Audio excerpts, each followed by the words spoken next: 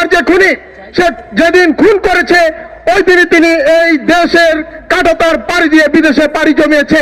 একই সাথে আমরা দেখেছি এই খুনি সে ছিল কারাগারে বন্দী, সে ছিল ফৌজদারি অপরাধের আসামি, তাকে জামিনে বের করে এনেছে বিএনপি টিকিটধারী একজন আইনজীবী।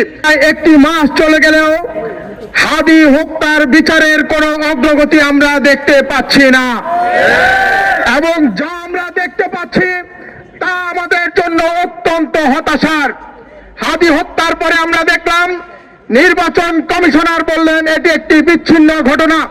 স্বরাষ্ট্রমন্ত্রীকে যখন আইন শৃঙ্খলা পরিস্থিতি নিয়ে প্রশ্ন করা হলো, তিনি আলু এবং পেঁয়াজের দাম নিয়ে সাংবাদিকদেরকে সতর্ক থাকার জন্য রিপ্লাই করলেন।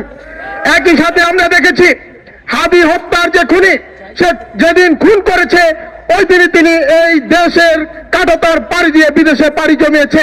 একই সাথে আমরা দেখেছি এই খুনি সে ছিল কারাগারে বন্দী, সে ছিল ফৌজদারি অপরাধের আসামি, তাকে জামিনে বের করে এনেছে বিএনপি টিকিটধারী একজন আইনজীবী।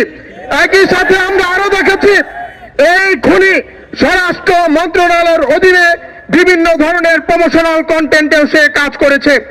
এই সামগ্রিক তথ্যগুলো আমাদের সামনে এটাই প্রতীয়মান করছে যে হাদি হত্যার সাথে এই রাষ্ট্রের অভ্যন্তরের কিছু শক্তি তারা ওতপ্রোতভাবে জড়িত রয়েছে, এবং সরকারের এই নিশ্চুপ এবং নিশ্চলতা প্রমাণ করে কোন একটি বৃহৎ শক্তি হাদি হত্যার বিচারে বাধা হয়ে দাঁড়িয়েছে। আমরা ইন্টারিম সরকারকে বলতে চাই, রক্তের সাগরের উপরে আপনাকে আমরা চেয়ারে বসিয়েছি, হাদি হত্যার বিচার যদি না হয় আবারও রক্তের বন্যা বইবে, সেই অন্ধকারের শক্তিকে আমরা প্রতিহত করব, হাদি হত্যার বিচার আমরা আদায় করে ছাড়বো ইনশাআল্লাহ। আমরা আধিপত্যবাদী শক্তিকে বলে দিতে চাই, তোমরা আপনার ফাঁদকে হত্যা করে যদি মনে করো বাংলাদেশে আধিপত্যবাদ কায়েম হবে, তোমরা ফলানিকে হত্যা করে যদি মনে করো সীমান্তে তোমাদের আধিপত্যবাদ কায়েম হবে, তোমরা হাদিকে হত্যা করে যদি মনে করো সংস্কৃতির অঙ্গনে আধিপত্যবাদ, রাজনৈতিক অঙ্গনে আধিপত্যবাদ বজায় থাকবে, তাহলে তোমরা দিবা স্বপ্নে বিভোর আছো।